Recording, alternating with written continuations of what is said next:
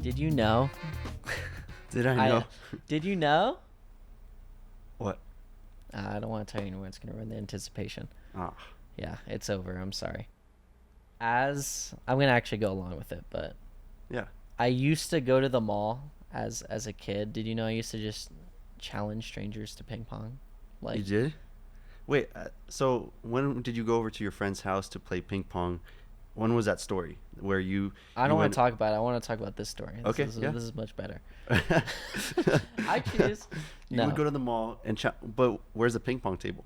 I don't know. They just had a ping pong table out, and people used to come by, and they used to just like. Oh, you mean they had a ping pong table at the mall? Yeah, they had a Okay. setup where they would have a ping pong table at the mall, and then basically I would just challenge people. Well, no, they would walk up, see us playing, say, "Can I play?" Oh, they would challenge you. Yeah. Well, that's how I would phrase it. I would It say was a they pretty cool challenged you. experience. But however you want to tell a story is up to you. I'm washed at ping pong now, so it doesn't really matter. Anyway, welcome to That's Normal. I'm Ian. I am in no way a professional in this. I do not, know everything about finance, but just like you guys, I'm here to learn.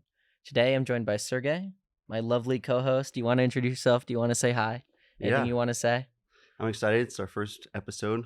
I'm Sergey. I'm a user experience designer here at Three Nickels, and I've been here for the whole time that we've started developing the mobile app. But of course, the company's been around much longer than that. So, I have basically only been renting my entire life in terms of where I'm living. Someone told me, aka yourself, that you actually own a house, which is pretty cool. I won't dox you on here because that'd be pretty messed up if on the first episode of the podcast I actually give away your address, which I don't even know, luckily. So, well, thankfully, yeah. Yeah, thankfully. I haven't given it to you. But can you tell us a bit about your journey to buying a house and what kind of led you, at least the steps to getting there, and at least your thought process along? Because from my perspective, it's only been affordable to rent. I mean, we all know in this day and age, buying a house isn't the easiest thing. And I look because I'm always generally curious, and I'll see housing prices in the area. And of course, it depends on the area itself. But at least the habits I'm trying to form to at least starting to save money. So I'd be curious about your perspective on that. Well, first of all, it is kind of strange, like being asked from my perspective, because there are so many more people with greater experience. Mm-hmm. And I would say that's really number one, is to make sure you're surrounded by people that have more experience than you and have maybe a bit more wisdom. Well, I already succeed on that by showing up to work every day. So there you go. The first step's already done. We have a lot of, yes, we're surrounded by those people here at work at Three Nickels. So I would say that's really kind of the number one thing, because there's no way that I would have known this myself. Mm-hmm. I mean, Tom always says, like, you're not born knowing this stuff. And that's really true. But even with like the affordability thing that you were talking about, even just a year ago, the interest rates were quite a bit lower. So it's even a timing thing. And some people that I really trust kind of noticed that the interest rates were starting to go up and really said, hey, this might be a good time to start looking. But I would say even before that, my goal was never to buy a home. Mm-hmm. It was really, I just want to be like financially free enough to hopefully be able to have a family one day. And I would say that's really the goal, is to be able to have choice and have choices later on. Yeah. When it comes to that, I mean, a big thing in my life has been like college and college debt. And trying to whittle that down and pay that off. Because, I mean, I know a lot of people, at least when I went to high school, they didn't really talk about the debt. It was very much, and I feel like it's slowly starting to change. It was very, oh, you have to go to college. It wasn't weighing the positives or the negatives. I always just felt like they said, you had to go to college, go to the best one you can. Mm-hmm. No adult, like, ever in school, I feel like, at least from my experience, ever talked about, oh, but you could at least incur this amount of debt because of it. And I think it's insane. Paying that off responsibly, if I knew that back then, maybe I would have had a different path. I can't really know, but I think preaching that, not just going to the best college and the most Right. expensive is always the best option, because the truth is everyone I've encountered has a different story, has a different path. And I think finding that right path that fits you is so important. I agree. Everybody's story is so different, and you have to decide what are the trade-offs that you want to make, because we don't have an unlimited amount of money, and we need to make trade-offs along the way to really decide what do we want. A lot of people want this great college experience. They want to live there and really focus on the community or like the parties, whatnot, you know? Yeah, it depends. And or maybe they just want to go to a prestigious school, or maybe they can only get this type of education when they're on site and it has to be this particular school, or like I can't really speak to all that, but in my case, I had to kind of make a choice.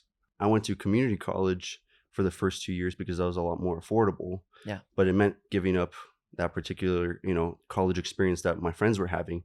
And that definitely bummed me out back then, but I can guarantee you now it was totally worth it, because after that, I just spent 2 years at community college, transferred online to Arizona State, which I was working for Starbucks part time, and they have actually a program where they uh, pay for your college. It's got to be Arizona State online, But that's really cool. and so it meant no student loans at the end. But that can't happen for everyone, because maybe their major isn't at Arizona State, or they can't do theirs online, or Yeah. but really it's a lot of trade-offs, and what are your goals, maybe the college is the goal, um and it's really like short term, long term, where do you want to head, right? Yeah, no one has the right path. I mean, people even go beyond college, or we talk about, master's degrees Yeah. and kind of going into that space. I mean, I think you bring up a good point, building those healthy habits. I could tell, especially not having any college debt going into buying a house definitely Yeah. helps. But it seems like you've managed to surround yourself with the right people that have, and taught you these good kind of financial wellness values. I felt like before I started working here, Hmm. I didn't really know much about finance. It's not really something that was taught in school, and it wasn't No, it's not. really something that was brung up a lot. So having the ability to kind of talk about it freely, I just feel like in general has helped so much. So my next question would really be kind of after the kind of college experience and you kind of leaving with no debt, what were some of the habits that you started to kind of build up your funds to kind of get towards getting a house? Well, one of the first ones that I can think of is I started to budget, actually, and this is before I knew that there were apps that could help with. And so I just took Excel and actually kept track of every transaction that I made. I just started doing that last year, actually. Last year is my first year because it started when I at least got a significant Yeah. portion of my income, and it was great because what I really realized was how many useless things I would spend my Really? money on. Yeah, because sometimes, I'd just be at the mall and I go, oh, that shirt looks cool. Oh, this thing looks Oh, cool. you saw all the impulse buys Oh, I in am a your huge impulse buyer. But I mean, everyone should treat themselves once in a while. I preach that. Treat yourself from right, Parks and Recs. right. I don't know if you ever heard that, but that's a really good line from that show.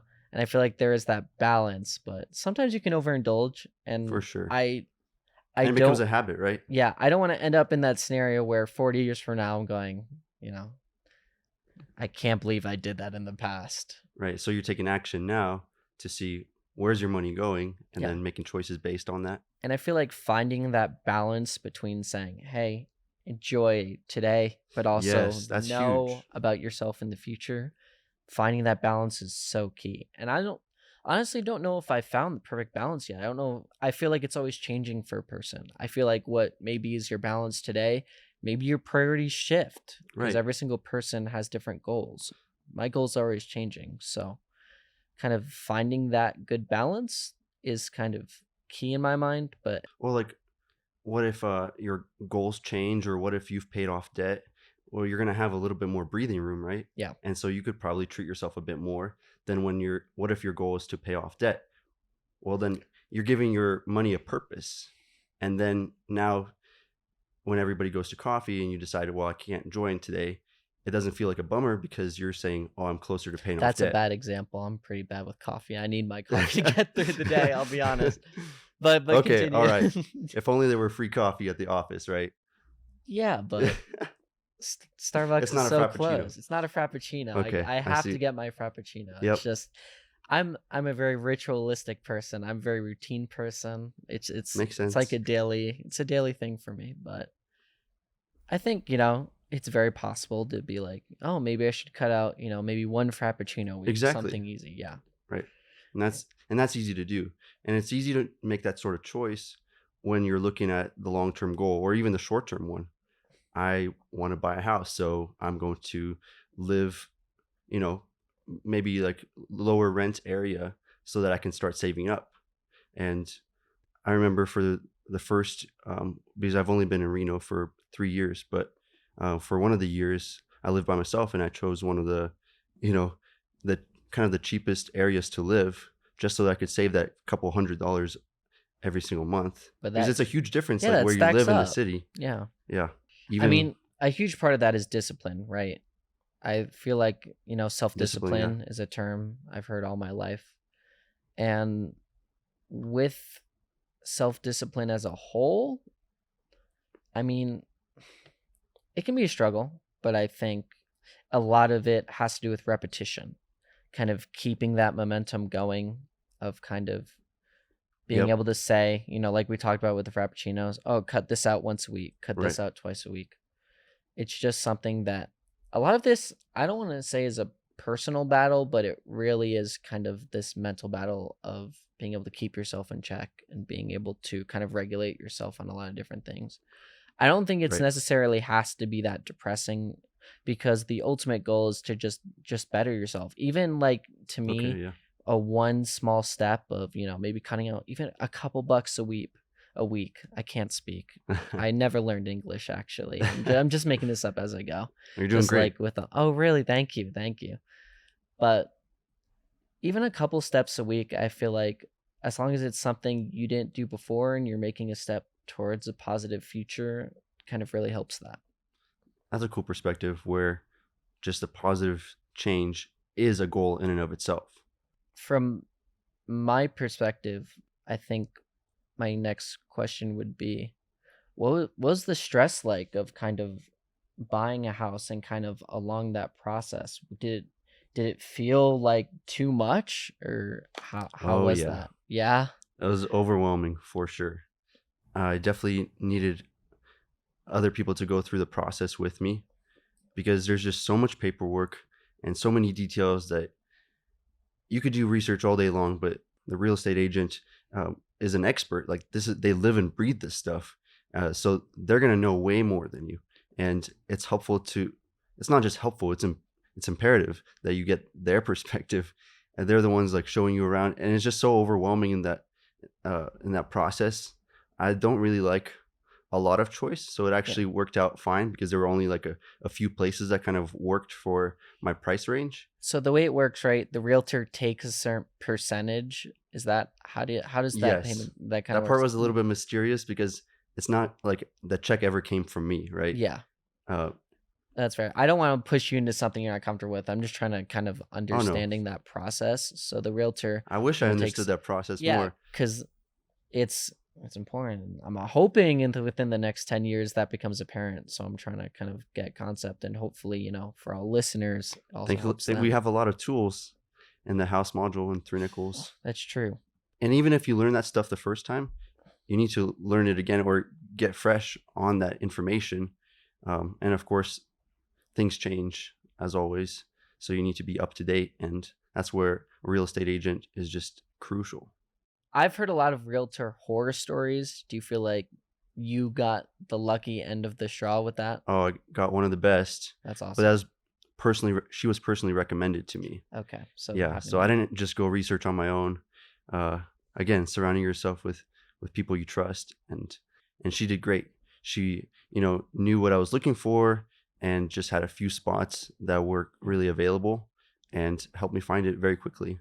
What is it like with upkeep on housing? Because I feel like, from what I know, a lot of the cost. It's not just like you purchase, you're done, no more cost. It's that easy. Yeah. A lot of upkeep. But I mean, how has that been in your experience? Yeah. I mean, just start with the mortgage payment. Oh yeah, I Yeah. have to actually Yeah. purchase the house in full. Yeah. The Oh loan's yeah, not, the yeah. down payment's not Mhm. enough. They can't just trust my word. Yeah. I would say it probably depends on the house that you buy. Hmm. I happen to be pretty fortunate. I was able to get into a new development. Hmm. So that means the house has a lot less upkeep than maybe buying a home that's 10, 20 years old. Um, so I can't really speak too much to that. I know there's a lot, even in the first year, just like making sure everything works and communicating with the builder and like this part of the home maybe isn't working and trying to monitor that. And let me tell you, there's a lot of asking people questions. You're gonna look kind of stupid because you can't know all this stuff ahead of time. And so constantly, maybe, every month there's probably going to be something that you need to go look up, and maybe you need to do work on the yard or something like that and put in an irrigation system. That's I have to do that, and I've never done that before. So I'm getting help from people around me. What was your biggest housing nightmare along this process? Like anything that just went disastrously wrong or any I mean it doesn't Yeah, have to be, but I'd be curious. I can make up a story. Oh yeah, that'd be great. Yeah, Just content for our viewers. yeah. I mean, I don't have a horror story, and I'm grateful for that. It actually went as smoothly, really, as it could. I would say the only horror story was that interest rates continued to climb, as you were. and so it was really a timing thing. Well, okay, I would say the worst part of the process was because it was a new build. Mhm. You had to wait for the home to be finished, and so that process would take months, but you have no idea when it's going to be done. So they give you a date, but with construction, they can move that. There's stipulations in the contract for like how many months they can move that or how many days. And so you're trying to figure out with roommates and with the place that you rent before, like the timing of all of that.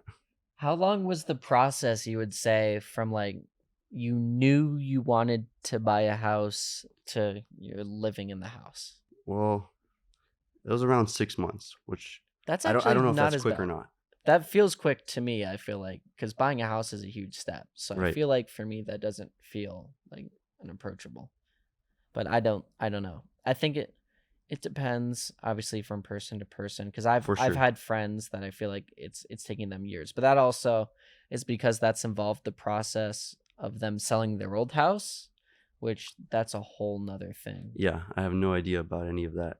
Yeah, it definitely seems like a lateral movement.